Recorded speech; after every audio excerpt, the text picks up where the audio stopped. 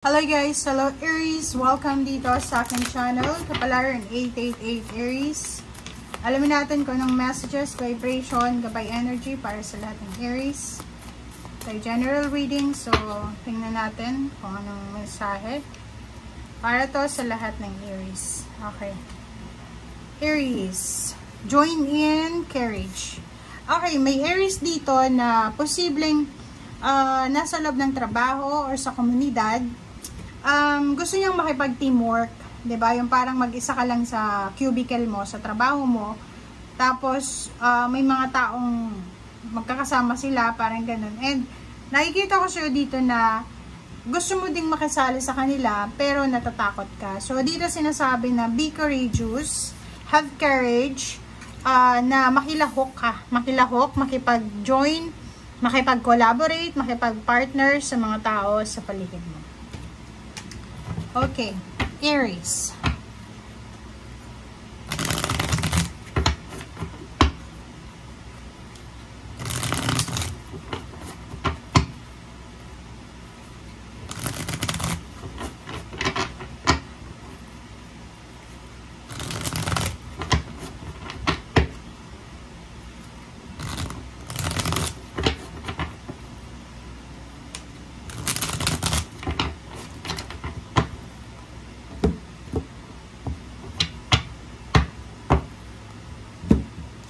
Okay, first card natin is 7 of Wands.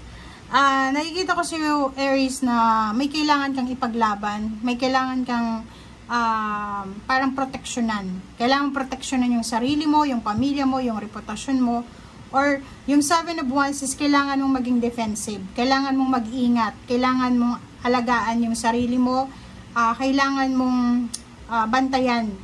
Parang alam mo yung parang nasa gera ka, kailangan mong lagyan ng boundaries yung paligid mo, ng barikada, para hindi makapasok yung kalaban. Parang ganon, yung energy mo.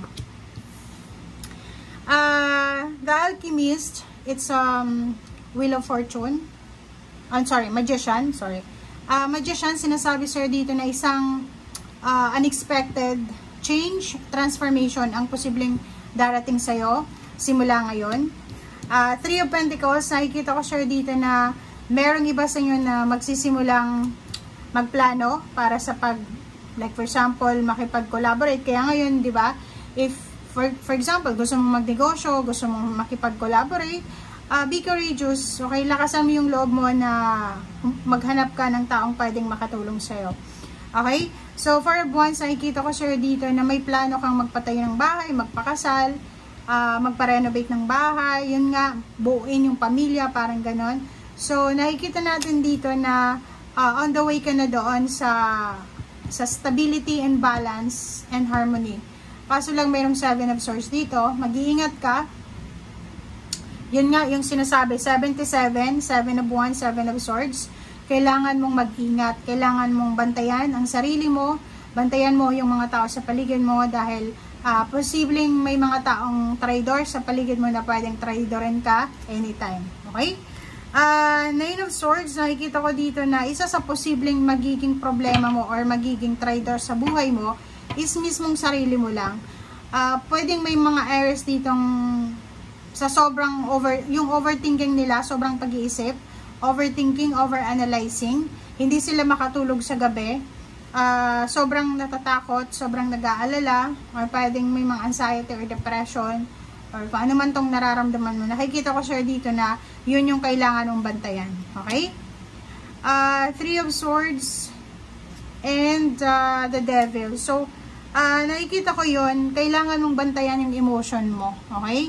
Meron ditong Aries na medyo mawawalan siya ng pag-asa. Yung parang magiging hopeless and helpless siya. Magiging heartbroken siya.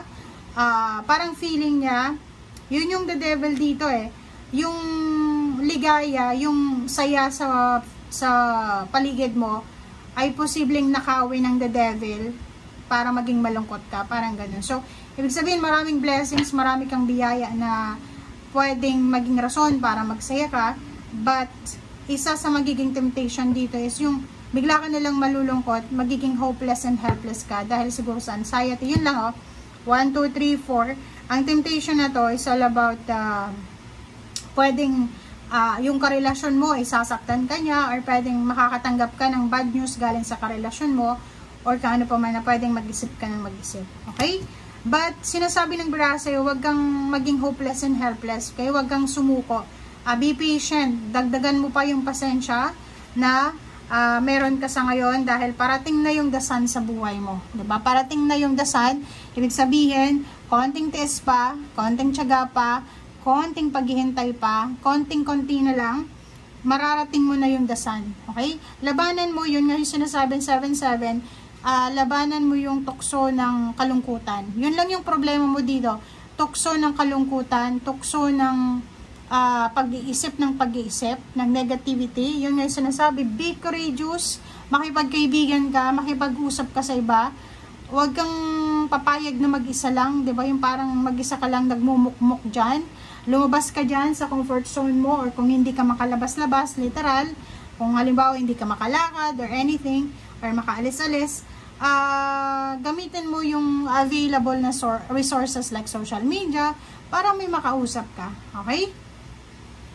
Ace of Swords. So, nakikita ko siya dito na yun. So, kailangan mong maging positive kasi may incoming good news ka na matatanggap galing sa pamilya mo, galing sa magulang mo, sa kapatid, sa kaibigan, especially sa anak kung may anak ka, or makakatanggap ka ng good news galing sa mahal mo sa buhay. Okay?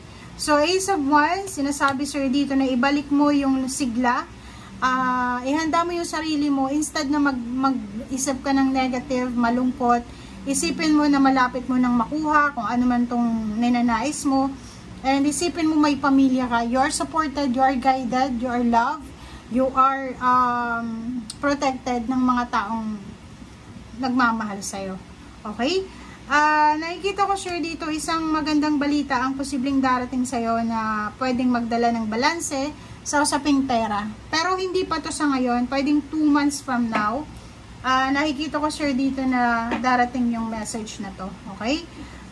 Comment down below if you're resonated dun sa mga Aries na parang naghihintay sila ng, like, for example, referral, ano ba yon? Parang naghihintay ka ng result, outcome, answer sa trabaho mo, or sa business mo, or sa relationship mo. Okay?